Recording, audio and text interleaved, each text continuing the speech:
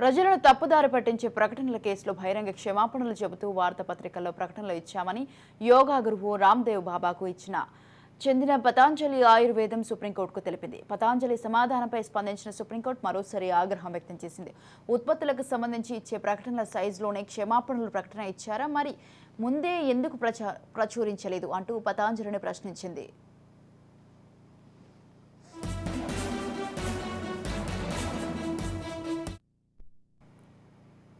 Patanjali case విచారణ సందర్భంగా company తరపున ప్రముఖ న్యాయవాది ముకుల్ రోహత్కి సుప్రీంకోర్టు వాదనల ముందు వినిపించారు. 67 పత్రికల్లో ప్రకటనలు ఇచ్చామని, అందుకోసం 10 లక్షల రూపాయలు ఖర్చు చేసినట్టు కోర్టుకు తెలిపారు. దీనిపై ధర్మాసన న్యాయమూర్తి జస్టిస్ హిమా కోహ్లీ తీవ్రంగా స్పందించారు.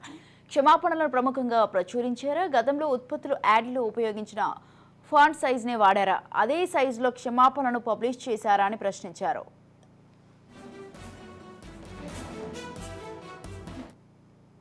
అలాగే లక్షలు ఖర్చు చేశామన్న రోహత్కి వాదనపై స్పందిస్తూ తమకేం సంబంధం లేదని అన్నారు. ఈ నేపథ్యంలో క్షమాపణలు చెబుతూ పెద్ద సైజులో మరోసారి అదనపు ప్రకటనలు ప్రచురిస్తామని రోహత్కి సుప్రీం ధర్మాసనానికి తెలిపారు. దీంతో విచారణను ధర్మాసనం ఏప్రిల్ 30కి వాయిదా వేసింది. కోర్టు ధిక్కార అంశాన్ని సైతం అప్పుడే విచారిస్తామని పేర్కొంది. పత్రికల్లో వచ్చిన క్షమాపణలను ప్రకటనలు 2 రోజులుగా సమర్పించాలని సుప్రీంకోర్టు ఆదేశించింది.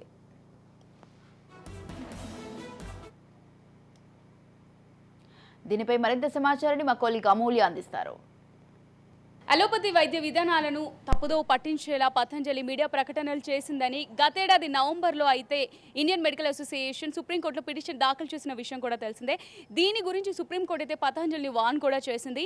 సో దీనికి పతంజలి సరిగ్గా స్పందించకపోవడంతో మరోసారి ధర్మాసనం ఎదురైతే హాజరయ్యారు.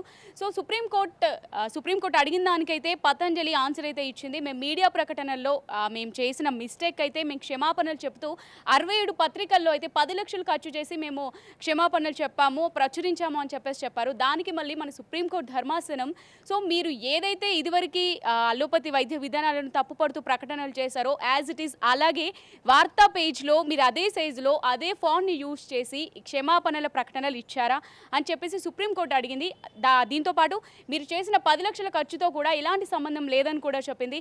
దానికి పతంజలి అయితే మేము మళ్ళీ ఆ సేమ్ అలిగేషన్స్ చేస్తూ అలోపతి వైద్య విధానాలను అయితే తప్పుదో పట్టించేలా చేసిన ప్రకటనల్లో అయితే ఏ ఫాంట్ సైజ్ యూజ్ చేశారో ఏ సైజ్ యూజ్ చేశారో సేమ్ అలాగే క్షమాపణలు చెప్తూ మళ్ళీ ప్రకటనలు ఇస్తామని అయితే చెప్పింది.